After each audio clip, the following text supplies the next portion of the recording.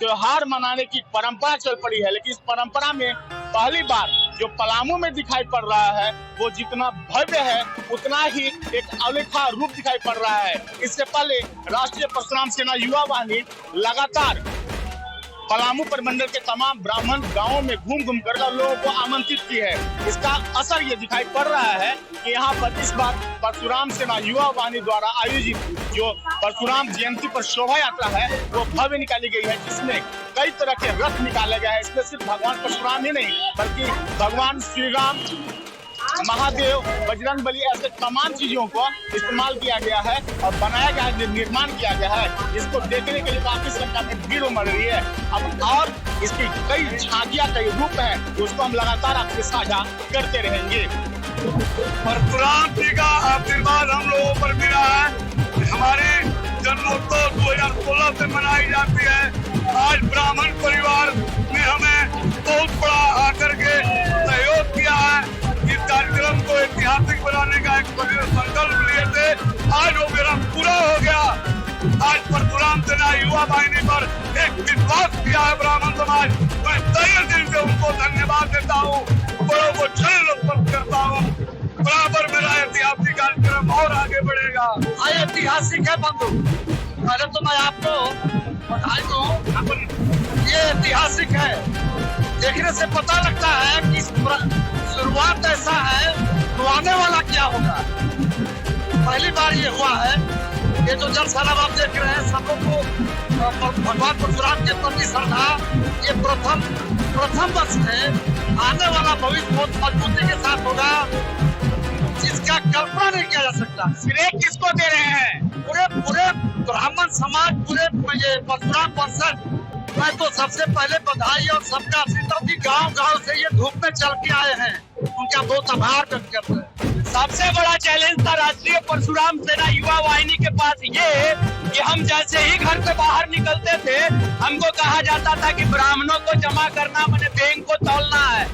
आज जहाँ तक आप नजर उठा के देखिए इस चौमुहान की धरती से, यहाँ से नजर उठा के देखिए 4 किलोमीटर जाम है। ये शक्ति है हमारी इस प्रमंडल में, और हम लोगों ने ये मिथ्या सेट कर दिया है, अपने लोगों के दिमाग में भ्रम पैदा कर दिया है कि हम एकत्रित नहीं हो सकते हैं, हम बटे हुए हैं, हम टूटे हुए हैं। आज ये परशुराम सेना युवा वाहिनी को जो मिला था, ये हमारे लिए चैलेंज था। ये हमारे लिए, हमने इसको ब्राह्मणों को खड़ा करने के लिए एक मंच पर, यहाँ पे पलामू प्रमंडल में हमारी संख्या सबसे ज्यादा है, हम सबसे अधिक मात्रा में है हमारी जनसंख्या के आधार पर, लेकिन हम कभी केंद्र बिंदु नहीं रहते हैं। रामनवमी की दूसरी झलक है, और भगवान परशुराम ने भगवान राम को कह दिया था कि अब राम चलाएगा आर्यावर्त को, अब परशुराम की आवश्यकता नहीं है। हमारे ही अगले वर्षन है भगवान श्री राम, भगवान परशुराम की शोभा यात्रा।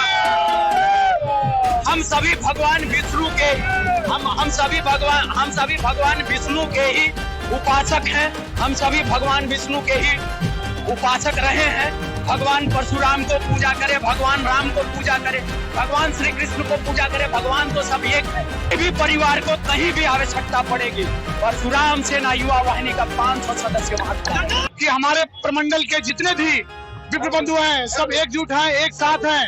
यह कभी भी जो भी लोग सोचते हैं कि एक साथ नहीं आ सकते, हम सभी एक हैं, और जहाँ भी आवश्यकता होगी हम सभी एक साथ खड़े होंगे। आज सभी को मेरा जय परशुराम, जय श्री राम। देखिए, ब्राह्मणों के वंशज हैं, विष्णु के छठे अवतार माने गए हैं, तो सभी जाति वर्ण के लोग अपने हिसाब से अपने वंशजों के पूजा कर रहे हैं, मना रहे हैं। तो ब्राह्मण समाज भी आज ऐसे एकजुट होकर के मना रहा है। यह सही दिशा है, इसमें किसी तरह के कोई ऐसा हम लोग भेदभाव नहीं होते हैं। कहीं छल कूद होता है, लेकिन यह जो है तो पहला सार्थक कदम है। सभी ब्राह्मण एक प्लेटफार्म पर आए हैं, क्योंकि अपना वंशज के बात है, इसलिए हम सबका स्वागत करते हैं और एकजुटता का प्रदर्शन होनी चाहिए। सबसे पहले तो परशुराम सेना वाहिनी को हम धन्यवाद देना चाहते हैं। ये पूरी टीम जो है आज 1 महीना से गांव-गांव जाके सबको जगाने का काम कर रहा है, और उसका ये परिणाम हुआ कि इतने लोग एक साथ इकट्ठा हो गए, और हमारा प्रोग्राम जो हुआ बहुत ही सफल तरीका से समाप्त हो गया। नहीं, हमको उम्मीद था इसलिए कि इतने लोग आएंगे, क्योंकि हम पॉलिटिशियन आदमी नहीं, हम एक समाज सेवी हैं, धर्म रक्षक हैं। इसके नाते हमको प्रत्येक दिन हम सोचते थे कि बहुत अधिक भीड़ आ जाएगी, लेकिन उम्मीद से कम भीड़ रही। इससे उम्मीद से भी कम भीड़ रही, इससे अधिक हम उम्मीद किए हुए। आने वाले वक्त में क्या तैयारी होगी, क्योंकि अगर वक्त में जो कमी रह गई है उसको हम लोग ठीक करने का प्रयास करेंगे और इसको और भव्य तरीका से उतारेंगे। जब हम एकत्रित हो रहे हैं तब भी यह चर्चा चल रही है कि समाज में एक अच्छा वातावरण तैयार हो। हम ब्राह्मण जो हैं समाज में प्राय आप देखेंगे कि समाज में शिक्षा देने का ही काम किया है। ये युवाओं को हम लोग संतुलित करेंगे। युवाओं में जो उत्साह पाया गया निश्चित रूप से यह दिखाई दे रही है कि आने वाला भविष्य, आने वाला समय बहुत एकजुटता का परिचय सब युवा देंगे और बीच बीच में हम सभी युवाओं को जो अनुभव है उस अनुभव को साझा करेंगे, एक अनुशासन बनाने का प्रयास करेंगे, एक अच्छा समाज का निर्माण करेंगे। जब वो बच्चे को ये बात बताई जाएगी कि हम अच्छे बनेंगे तो समाज अच्छा बनेगा, निश्चित रूप से परिकल्पना किया, निश्चित रूप से मुझे विश्वास है कि जब हम एकजुट होकर एक जगह बैठेंगे तभी ना एक विचार साझा हो सकती है। तो इसका एक शुरुआत हुआ है और ये ऐतिहासिक है। आने वाला ये बरगद पेड़ जो होता है ना बंधु, इसका बीज जो है बहुत छोटा है। भगवान परशुराम, भगवान के जो 24 अवतारों का वंशानुक्रम हमारे पुराणों में वर्णित है, उसमें छठे अवतार और कहीं कहीं के अनुसार 19वें अवतार के रूप में भगवान परशुराम को जाना जाता है। भगवान परशुराम जिनका मूल सिद्धांत अग्रतः चतुरो वेदा विष्टतः सशरधनु इदम शस्त्रम सापादपि सरादपि। मतलब आगे हमारे चारों वेद हैं, कंठग्र हैं, मुझे चारों वेद याद हैं, और पीठ पर बाण का तरकस भी है।